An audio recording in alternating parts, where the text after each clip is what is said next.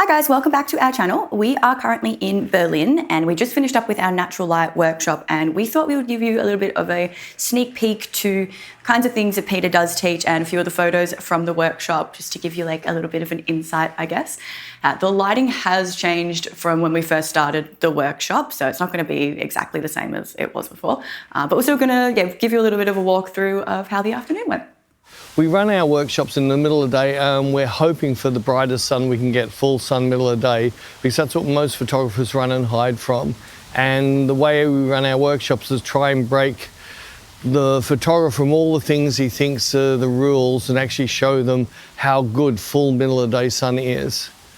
We start off just getting everybody getting an exposure. I want to see that every single person in the group can get an exposure without my assistance.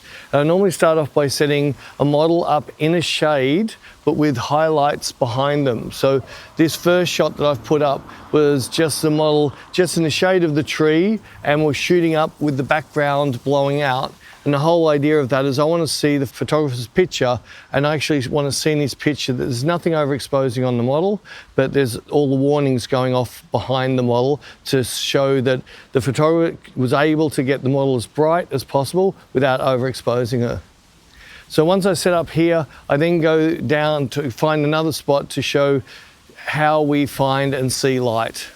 So the light is quite a bit different from 5 hours ago, but this is sort of the area we got into, and 5 hours ago we had a shadow over all the ground in there, and I could work the model around and show the photographers the difference that happened to the light as she moved, so they could actually understand what seeing the light is.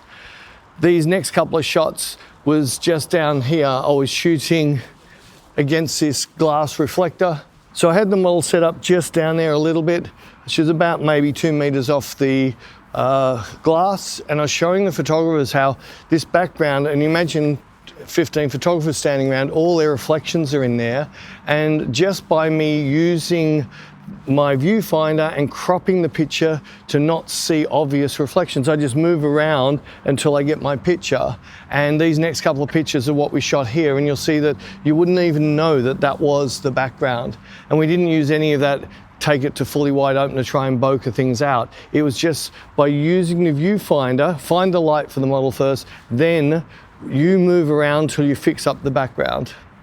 So when I'm running these workshops, I'm not looking for beautiful looking places. I'm looking for places like this, places that most photographers would never ever take a shoot, especially not beauty, and show them just by with your viewfinder cropping to the area behind, you can lose all of this rubbish, and I get great structure which casts great light for me. I can use shadows off the structure, and I can use bouncing off these big white tiles and off this concrete floor. This is another spot we came to, and we spent at least 15-20 minutes here because I have so many different structures that were causing so much difference in light. We use things like corners and use the light. You can see the light's hitting one side, not the other side.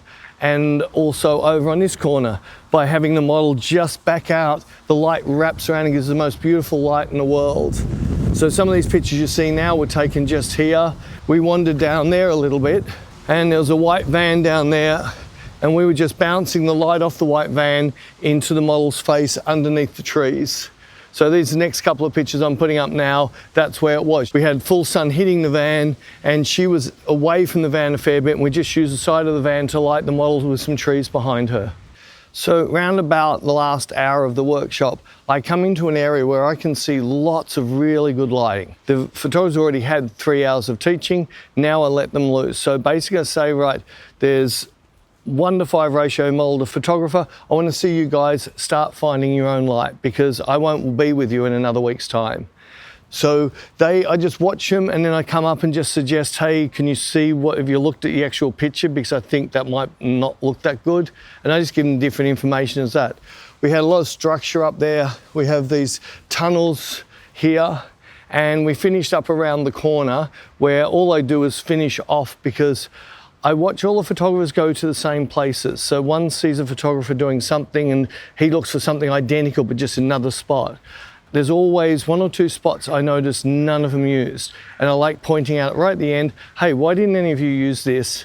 normally take one frame and all of a sudden they go, oh, I didn't think it would look good, but they didn't try it. So this is around about where we finished the workshop, and all the photographers were mainly using structures and things like that. I showed them how to use like just single poles and different things like that. But I noticed none of the photographers used any of the greenery. And I said to them, if you use your camera properly and you set everything up properly, you would be able to do this shoot and make them look like they're in a jungle or in a forest.